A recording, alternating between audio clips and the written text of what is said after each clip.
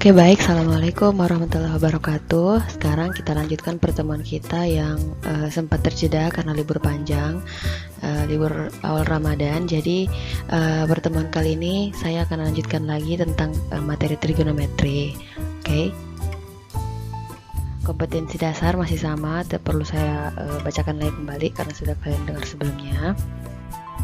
Nah, ini dia. Jadi hari ini kita akan membahas tentang menyelesaikan masalah kontekstual yang berkaitan dengan rasio trigonometri.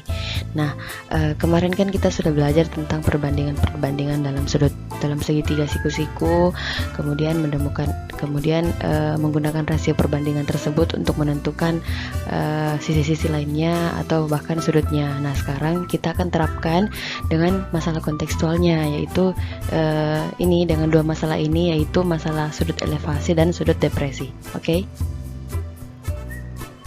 Jadi yang pertama, sudut elevasi itu bisa kita lihat dari gambar ini. Saya tunjuk ya.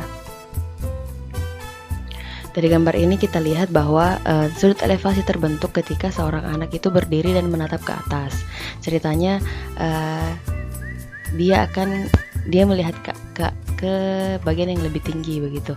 Misalkan dari sini kita lihat AB mewakili garis pandang dari A ke puncak objek B, P.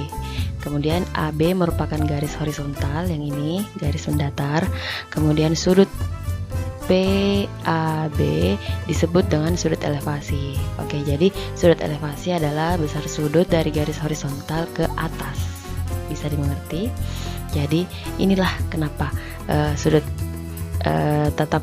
pandang anak tersebut ke atas disebut dengan sudut elevasi. Lanjut ya, itu menurut pengertiannya. Dan yang kedua, sudut depresi. Pada gambar ini, menara M dilihat dari A. Menara M, tapi kita melihatnya dari atas pesawat. Seperti itu. Jadi panjang A ke M mewakili garis pandang ke bawah dari A ke M. Kemudian AB merupakan garis horizontal juga. Nah, sudut BAM disebut dengan sudut depresi. Jadi sudut depresi adalah besar sudut dari garis horizontal ke bawah. Perbedaan antara sudut elevasi dan depresi terletak dari posisi kita menatap sudut pandang kita. Kalau kita melihat dari bawah ke atas, maka dia disebut dengan elevasi. Kemudian ketika kita lihat dari atas ke bawah, maka itu disebut dengan sudut depresi. Oke. Nah, contoh soalnya seperti pada gambar ini. Pada gambar titik L, M, dan N adalah 3 titik pada sebidang tanah datar. Oke. Ini datar ya. PM adalah tiang bendera. PM adalah tiang bendera yang tegak berdiri di M. Oke, paham maksudnya? Jadi ya, pokoknya ini berdiri tepat di M. Gambarnya agak terlihat miring, tapi sebenarnya ini tegak lurus gini, tanda tegak lurusnya. Diketahui LN 70 meter dan MN adalah 100 meter. Oke, jaraknya M ke N, L ke M gitu. Jika sudut elevasi puncak titik P dari L, titik P dari L adalah 26 derajat. Jadi dari P ke L 26 derajat ya. Kita berdiri di L. Hitunglah tinggi tiang bendera PM. Kemudian besar sudut depresi N dari P. Begini. Logikanya kita sedang berdiri di 3 titik. Tetapi semuanya berbeda, punya sudut elevasi menatap ke titik ujung P-nya. Jadi kita punya beda-beda besar sudutnya. Nah, yang diketahui baru dari titik L. Bisa dimengerti? Jadi sekarang kita akan mencari titik-titik yang lainnya. Lanjut ya. Pengerjaannya seperti ini. Oke, jadi untuk mengerjakan materi ini kita akan saya keluarkan dulu gambarnya menjadi PML, segitiga PML. PM adalah tinggi dari puncak, tinggi dari tiang tersebut. Nah, ini panjangnya, dan kita akan mencari itu. Tugas kita untuk bagian A mencari tinggi tiang atau berapa panjang PM tersebut. Nah, yang diketahui di soal adalah LM sepanjang 70 meter dan sudut ini. Sudut tetanya 26 derajat atau sudut elevasi di mana kita melihat dari bawah. Ya kan, 26 dari L melihat ke atas ke P-nya.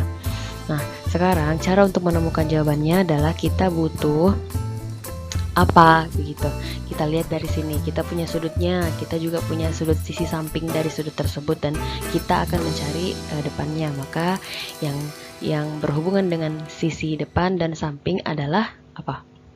Tan theta, dimana rumus dari tan theta adalah sisi depan, ini maksud saya, dibagi dengan sisi samping, oke, dari sudut tersebut. Nah, setelah itu kita gantikan tannya menjadi tan 26, kemudian sisi depannya adalah PM dan sisi sampingnya adalah LM. Oke, tan 26 PM dibagikan dengan 70. Ini untuk menemukan PM-nya kita akan kalikan 70 dikali dengan tan 26. Nah, untuk menemukan ini kita akan lihat prosesnya dengan menggunakan kalkulator. Oke, jadi setelah proses tadi kita akan gunakan kalkulator untuk menemukan nilai tangannya. Pertama-tama kita ketik dulu angkanya, kemudian tan, maka hasilnya akan menjadi 0,48. Setelah itu kita akan kalikan, karena ada permintaan kali 70. Nanti sebentar saya jelaskan lanjutnya. Hasilnya adalah 34,14. Oke, jadi 70 dikali 0,48 sama dengan 3,34,14 meter. Jadi tinggi dari tiang ini adalah 34,14 meter. Oke, baiklah, jadi sekarang saya mau lanjutkan ke bagian B. Saya mau hapus dulu ini ya, karena ini belum ada sebenarnya. Terus ini meter 4 meter juga. Oke, jadi saya mau jelaskan, saya ulangi sama kalian. Kalau sekarang kita akan mencari sudut depresi dari N ke P. Depresi berarti kita akan menatap dari atas, jadi titik P lagi yang melihat ke bawah ke titik N, sudutnya ada berapa.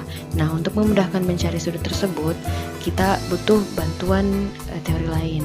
Kenapa? Karena kita tidak punya panjang Q ke N berapa, kita juga tidak punya panjang P ke Q berapa, ya kan? Tapi kita bisa melihat dari sudut pandang lain. Kita ternyata sudut depresi dari QPN ini sama nilainya dengan MNQ, sudut elevasinya. Kenapa? Karena sudut elevasi dan sudut depresi di sini bernilai sama, dikarenakan mereka adalah sebuah sudut yang berseberangan seperti ini, ya kan?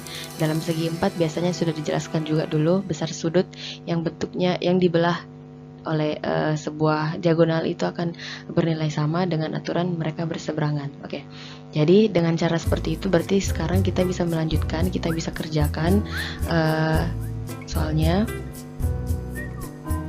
dengan menggunakan warna hitam, dengan menggunakan sudut elevasi dari MNP. Nah, saya gunakan lagi tan ya, karena diketahui depan dan samping. Tan sudut MNP yaitu rumusnya sisi depan dibagi sisi samping. Oke, jadi sisi depannya adalah 34,14 ya, dibagi dengan sisi sampingnya 100. Nah, jadi ini hasilnya adalah berapa? Sebentar saya jelaskan di kalkulator ya. Oke, selanjutnya kita lihat baik-baik. Nah, jadi pertama-tama kita hitung dulu 34,14 dibagi dengan 100. Dia akan mendekati angka 0,3414. Tugas kita sekarang adalah mencari berapa sudut atau theta dari tan tersebut jika kita akan mencari kebalikan dari antitannya, tan inverse-nya. Oke, caranya adalah ini ada pilihan, saya tekan yang ini. Jadi saya sisakan angkanya sudah ada 0,3414, saya tekan tan inverse supaya kita dapat sudutnya. Jadi hasil sudutnya adalah 18,8 derajat. Itu tadi penjelasan saya mengenai dari sudut elevasi dan depresi. Terima kasih, semoga kalian paham. Assalamualaikum warahmatullahi wabarakatuh.